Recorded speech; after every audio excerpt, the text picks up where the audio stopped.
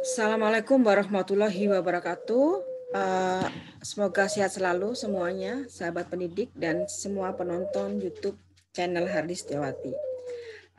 Kali ini mohon izin untuk share screen. Ini adalah materi untuk update sekalian untuk Bapak Ibu refreshing yang sudah certified trainer. Ini untuk pedoman penyusunan program dan materi pelatihan berbasis kompetensi.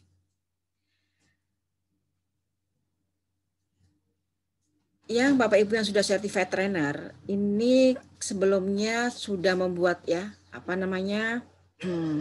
semua materi tentu saja dari SKKNI, SKI atau SKKK. Nah, ini program sesuai kebutuhan kita, ini training need analysis sesuai kebutuhan. Akhirnya kita membuat kebutuhan ini, kita cek di SKKNI rumusannya, kemudian kita membuat program pelatihan, program kurikulum, modul ya. Nah, itu menjadikan nanti materi. Nah, ini sebelumnya adalah buku informasi, terus kemudian buku penilaian dan buku kerja, namun sekarang diganti dengan buku materi. Oke, ini keputusan Direktur Jenderal Pembinaan Pelatihan dan Produktivitas nomor 2 garis miring 554 garis miring LIP.00.01 garis miring 7 Romawi garis miring 2020 tentang pedoman penyusunan program dan materi pelatihan berbasis kompetensi. Bapak Ibu, ini adalah pedomannya yang terbaru. Jadi kalau sudah keluar terbaru berarti kita harus mengupdate, merefresh, memakai yang baru, tentu saja yang lama ditinggalkan ya. Ini lebih langsing, lebih ramping. Nah, oke. Kita tahu bahwa latar belakangnya adalah implementasi pelatihan berbasis kompetensi atau PBK. Kompetensi Based Training atau CBT. Ini sangat ditentukan oleh aspek perencanaan, pelaksanaan, dan evaluasi. Kita harus membuat perencanaan, pelaksanaannya, dan kemudian nanti adalah evaluasi. Nah, salah satu aspek yang perlu diperhatikan dalam aspek perencanaan adalah program dan materi pelatihan. Nah, perencanaan itu adalah program yang pertama kali, langkah awal tentu saja. Nah, langkah awal harus dibenerin dulu. Nah, program dan materi pelatihan merupakan sarana pembelajaran yang dapat digunakan sebagai media transformasi pengetahuan, keterampilan, dan sikap kerja kepada peserta pelatihan untuk mencapai kompetensi tertentu. Nah, Bapak Ibu semua bidang sudah ada SKKNI-nya ya, SKKK juga. Jadi kita selaraskan karena ini adalah SKKN ini sudah dunia industrinya Bapak Ibu. SKKK ini dunia industri. Jadi materi yang ada itu diselaraskan dengan dunia industri. Oke. Dan ini pada dasarnya program pelatihan disusun berdasarkan hasil identifikasi. Nah, jadi identifikasi kebutuhannya apa dulu nih? Tadi ya, training need analyze. Jadi kebutuhannya apa? Kalau misalnya kebutuhannya bidangnya tata busana, tata boga, itu berarti harus disesuaikan dengan SKKNI tata busana, SKKNI tata boga, atau bidang yang lain. Nah, ini ya, apa itu SKKNI? SKKNI adalah Standar Kompetensi Kerja Nasional Indonesia. Apa itu SKKKI? Itu Standar Kompetensi Kerja Internasional. Dan SKKK itu adalah Standar Kompetensi Kerja Khusus. Khusus ini bisa masuk SKKKI. Ya. Nah, sedangkan materi pelatihan disusun mengacu pada isi atau substansi dari program pelatihan. Materi pelatihan sebagai sumber pembelajaran merupakan penjelasan atau informasi yang lebih rinci dari suatu atau unit kompetensi pada standar kompetensi kerja, tetapi dituangkan dalam narasi deskriptif. Nah, dengan demikian terdapat keterkaitan antara program pelatihan dengan materi pelatihan. Jadi standar ya, jadi standar kompetensi kerjanya. Kita standar kompetensi kerja ini mengikuti SKKNI. Nah, standarnya apa nih? Kalau tingkatnya staff ya berarti kita lihat ya, staff itu apa saja unitnya yang harus dikuasai. Tingkat manajer beda lagi, apa yang harus dikuasai. Tingkat lagi senior juga tentu berbeda pula. Oke. Sekarang saya langsung saja ke kompetensi kerja. Udah tahu ya, sebelumnya udah ada di video saya sebelumnya, ini juga pernah di ini apa namanya. Nah, oke. Di sini adalah penyusunan program pelatihan berbasis kompetensi. Nih, tahapan penyusunannya. Tadi identifikasi, oke, udah ya, ada identifikasinya, udah tahu nih mau bidang apa dulu. Terus perumusan programnya, kita membuat perumusan program. Kalau sudah dirumuskan tentu saja disahkan ya, divalidasi ya, verifikasi dan validasi. Itu biasanya pemangku kepentingannya pimpinan kita, kalau misalnya di dosen, kaprodi, dekan gitu ya.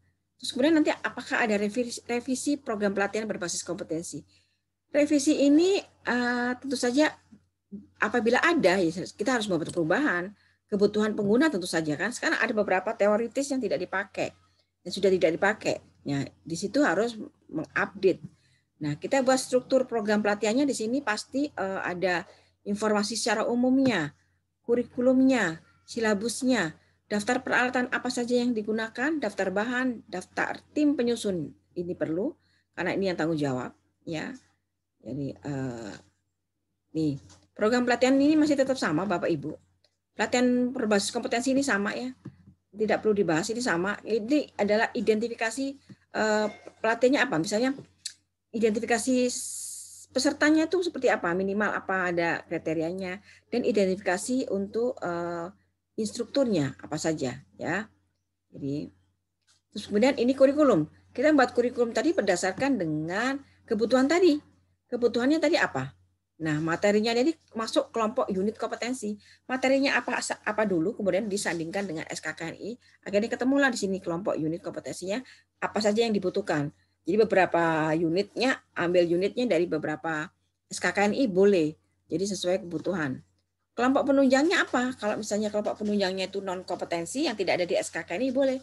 Ada tambahannya apa? Tanpa SKKNI ya. Ini yang di luar SKKNI kalau kelompok penunjang. On the job training ini adalah pemagangan ya, adanya pemagangan. Biasanya kalau sudah latihan kan pemagangan. Biasanya kalau untuk yang mau lulus itu biasanya pemagangan. Silabus, tentu saja kita ada silabus ya. Kalau ada kurikulum terus kemudian ada silabus. Silabus ini, nah kalau Bapak Ibu keguruan, pendidikan, ilmu pendidikan pasti sudah menguasai dengan baik ini. Jadi, nah tadi silabus pasti ada elemennya apa, capaian unit kompetensinya apa, kriteria capaian pokok pembahasan. Ini beda ya, silabusnya beda dengan yang sebelumnya. Ini elemennya, terus kemudian capaian unit kompetensi. Kalau yang dulu kan elemen, terus KUK, terus diulang lagi secara keterampilan, secara skillnya, dan apa namanya sikapnya apa. Sini kalau ini sudah lebih ramping. Kemudian sekarang kita ke apa ini? Nah, daftar peralatan. Daftar peralatan ini tentu saja sesuai nama pelatihannya. Misalnya pelatihannya apa, itu nama pelatihan ini seperti profesi saja, jadi gampang. Nah, ini unitnya apa? Nah, peralatan itu bisa dicek di SKKNI. Peralatan bahan itu SKKNI. Ya, tinggal pindahkan saja. Ini metodenya apa? Luring, daring, blended. Kalau blended itu dua-duanya, baik luring ataupun daring. Kemudian beberapa juga mengikuti hybrid gitu ya, hybrid. Nah, daftar bahan tadi sudah disampaikan bahwa peralatan bahan, perlengkapan itu semua sama, ngikutin saja. Nah, ini nama penyusun. Beberapa biasanya kan beberapa satu konsentrasi, kalau misalnya MSDM tentu saja kita beberapa dosen MSDM ngumpul di sini membuat kolaborasi, membuat modul. Gitu. Nah, tata cara penulisan ini ya tentu saja diikutin aja ini. Gampang sekali, nama pelatihan dituang dengan nama program pelatihan ya. Misalnya sekretaris level 4. Nah, ini kan langsung ke profesi ya, operator mesin, menjahit pakaian anak atau misalnya tata busana level berapa gitu. Jadi gitu udah lebih ke profesi nama pelatihannya. Jenis program pelatihannya itu dikemas berdasarkan hasil identifikasi kebutuhan. Nah, tadi kan semuanya hasil identifikasi kan, membuat program itu sesuai kebutuhan. Nah, ini dapat berdasarkan kualifikasi nasional, okupasi atau klaster. Artinya gini ya, kalau okupasi itu pekerjaan sekretaris full semua itu harus dibuat. Tapi kalau kita ambil apa namanya hanya klaster saja bagian. Nah, hanya bagian dari sekretaris level itu hanya bagian beberapa unit yang kita butuhkan untuk membuat program ya. Itu adalah klaster. Itu jenis programnya itu. Nah, metodenya itu ya tadi disampaikan apakah itu blended dua-duanya atau luring ataupun daring. Nah, tujuan pelatihannya ini abstraksi yang menggambarkan kemampuan kondisi standar yang harus dicapai peserta pelatihan sampai dengan akhir proses pelatihan kerja. Dengan demikian unsur-unsur terkandung dalam tujuan penelitiannya ini ya. Artinya begini, tujuan pelatihannya. Jadi tujuan pelatihannya ini betul-betul sudah, kalau tadi profesinya apa, itu sudah jelas gitu kan. Profesinya tadi apa? Instruktur. Nah, jadi menggambarkan seorang instruktur harus apa sih? Sebelum kita presentasi, apa yang kita siapkan sebelumnya? Unit kompetensi yang kita harus kuasai apa saja, itu ya. Nih, terus kemudian ada subjeknya belajar, ada pesertanya, pernyataan ingin dicapai, kompetensinya apa sih? Tujuannya apa? Kata kerja aktif, menyusun, mengelola, menggunakan, dan seterusnya. Objek yang dipelajari apa tadi? Objeknya adalah unit kompetensinya apa yang diambil. Menguraikan cakupan pelatihan yang menggambarkan kesenjangan kemampuan, ini kan, lack of skill. Nah, pelatihan ini yang harus dipelajarin dan jangan sampai ada yang ketinggalan. Artinya gitu, cakupannya pelatihan itu apa-apa saja dan harus dilewati. Nah, merupakan kalimat yang menggambarkan keseluruhan tujuan. Nah, ini berarti tujuannya ini betul-betul nih, uraian singkat jabatan ya kan. Itu menggambarkan keseluruhan pekerjaannya. Jadi itu kalimat yang mewakili pekerjaannya apa tujuannya itu seperti itu. Nah, kemungkinan jabatan ini berisi informasi tentang kemungkinan jabatan pekerjaan itu ya di program ini. Jenis standar kompetensinya apa yang dipakai itu. Terus kemudian persyaratan peserta pelatihan ini adalah nih batasan-batasan tertentu yang harus dipenuhi oleh calon peserta pelatihan. Ya, ini. Tadi kan bilang identifikasi pesertanya, pendidikannya, apa pengalamannya, harus minimal pengalaman kerja apa, harus minimal apa gitu. Jenis kelamin ada, karena ada yang program pelatihan yang menggunakan khusus jenis kelamin perempuan misalnya, atau gender tidak masalah, laki perempuan bisa terima gitu kan. Nah, kesehatan itu apa? Kesehatan apakah dia diperlukan kesehatan yang seperti apa? Ada persyaratan khusus harus diinfo. Nah, ini persyaratan instruktur, pendidikan formal, kompetensi metodologi pelatihan, kompetensi teknis ini ya, terus pengalaman kerja, kesehatannya sama ini ya. Itu tadi persyaratan identifikasi untuk peserta, dan ini adalah untuk instruktur.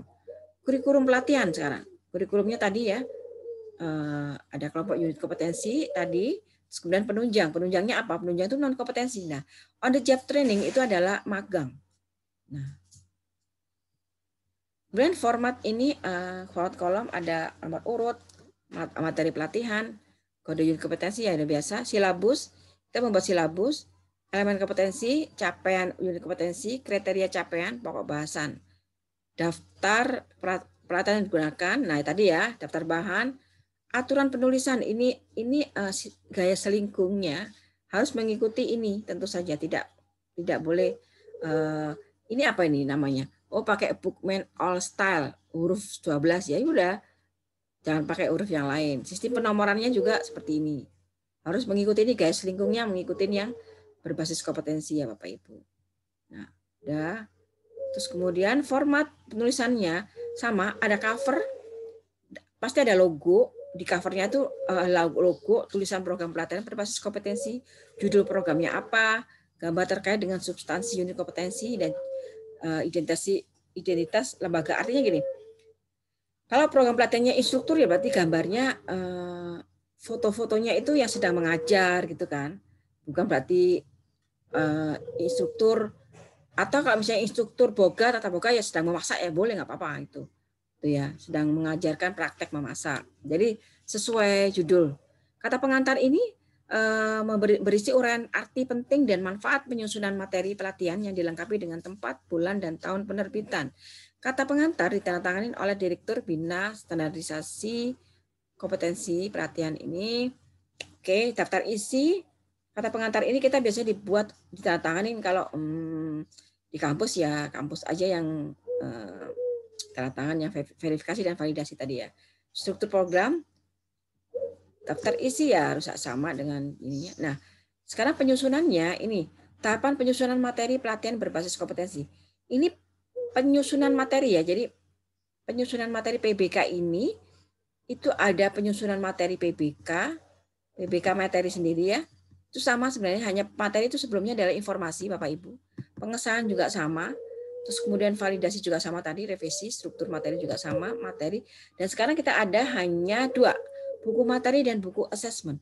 Buku asesmen itu adalah sama dengan buku kerja dan buku penilaian. Buku materi ini adalah buku informasi. Isinya informasi apa waktu itu materi gitu. Terus nah, materi ini isinya tentang semua kajian teoritisnya ya. Pengantar teori, langkah kerjanya. Nah, ini kan seperti ini. Kemudian penilaian, ini materi ini di sini ada penilaiannya. Penilaian ada di dalam materi langsung. Terus kemudian nah, pengantar teori, langkah kerja, kemudian penilaian, implementasinya ya. Itu.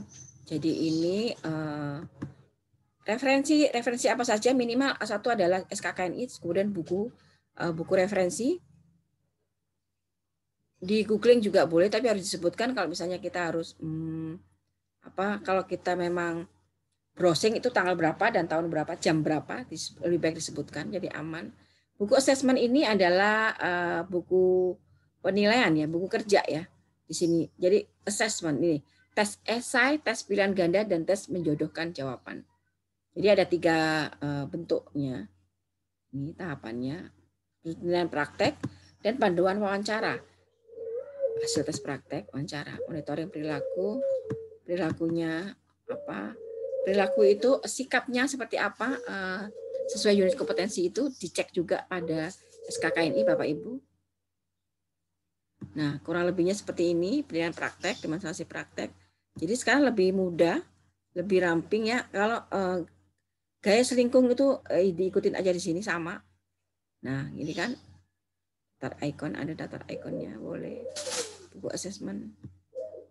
Udah penutup. Jadi Bapak Ibu, ini adalah yang terbaru untuk yang para certified trainer.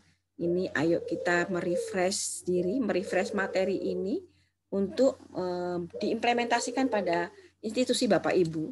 Jadi harus dibuat seperti ini, yang tadinya buku modul berbasis kompetensi itu ada lampirannya, ada buku informasi, kerja, dan buku penilaian. Saat ini buku modul berbasis kompetensi langsung buku materi, dan di dalamnya buku materi itu ada penilaiannya. Terus kemudian ada buku assessment sendiri ya.